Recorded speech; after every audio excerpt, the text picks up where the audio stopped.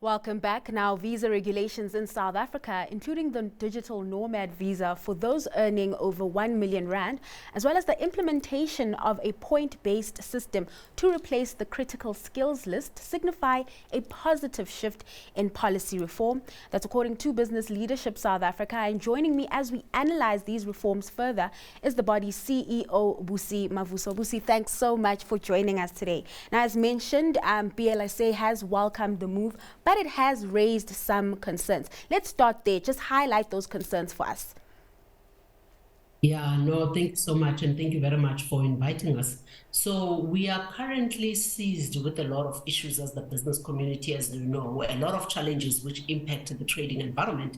And one of them is definitely the visa environment and the length of time it takes for government to process work visas, especially. So my office is seized with a lot of concerns from customers, from investors, from companies that would like to bring experts into the country in terms of the extremely, difficult and cumbersome visa system that we actually have in the country at the moment.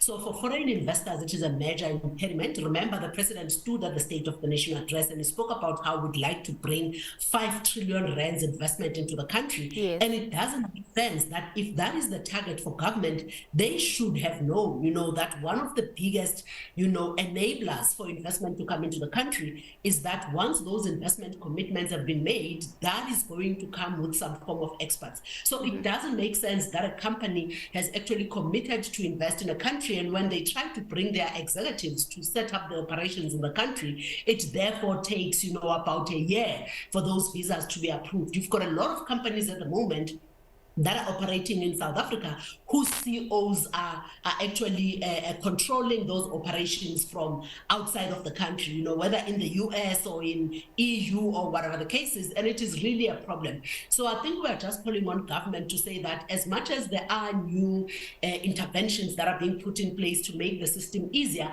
but the backlog at the moment, which is an issue that has been carrying on for about 2 to 3 years ago, the backlog at the moment is just it's just too much, and a lot of companies are actually complaining about the visa applications that they've put in place, and they've not had any response from the Department of Home Affairs. It definitely does raise a number of alarms. Something else that has come out to be quite concerning is that the department called for public comments by March the 29th on the proposed regulations, but gazetted an unchanged version a day before the deadline. Surely this is concerning that public comment wasn't taken into account.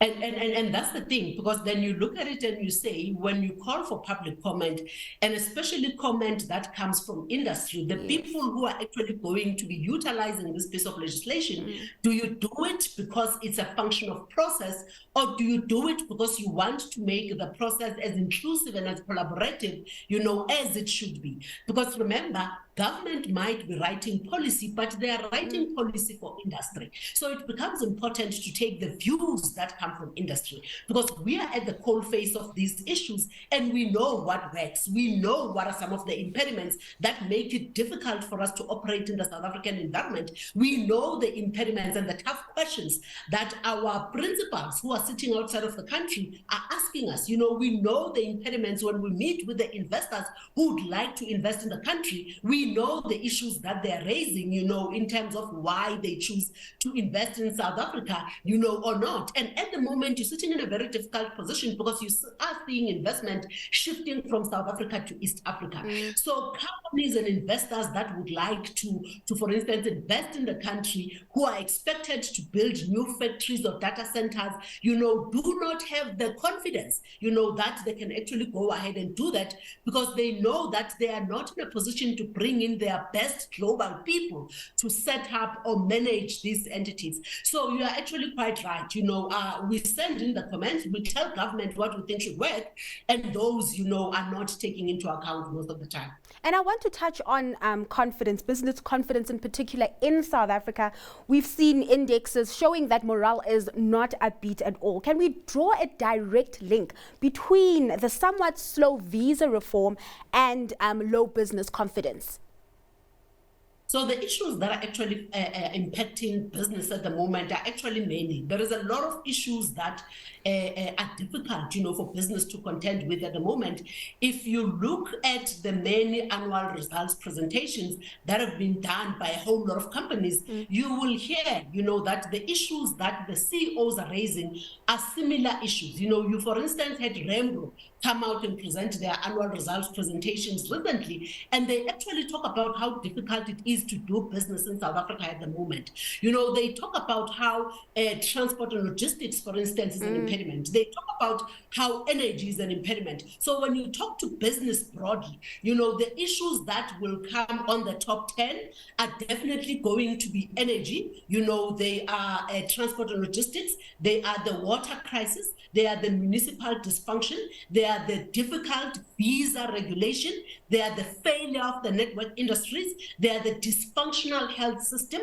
They are the dismal education system. Because remember, if this government says that our grade 12 pupils can pass matric at 30%, it means we as industry are accepting employees who don't know 70% of the staff.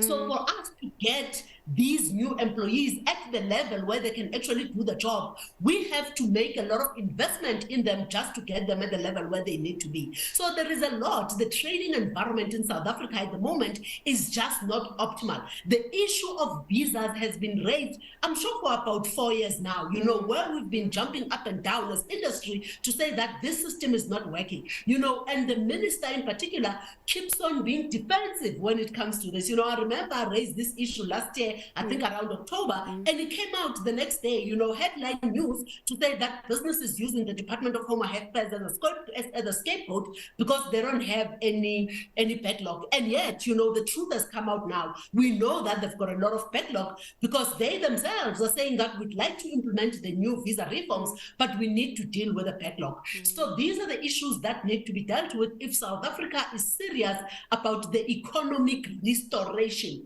of this country. If we are serious about the high levels of unemployment and how we deal with that, those cannot be dealt with if we don't attract investment into the country. And you can't attract investment if you don't make it easy for business to land here. And the visa regulations are one of those great impediments. Busi, unfortunately, we have to leave it there. It'll be definitely interesting to see how government goes about dealing with this, especially as we are approaching the national election. That was CEO of Business Leadership South Africa, Busi Mavuso.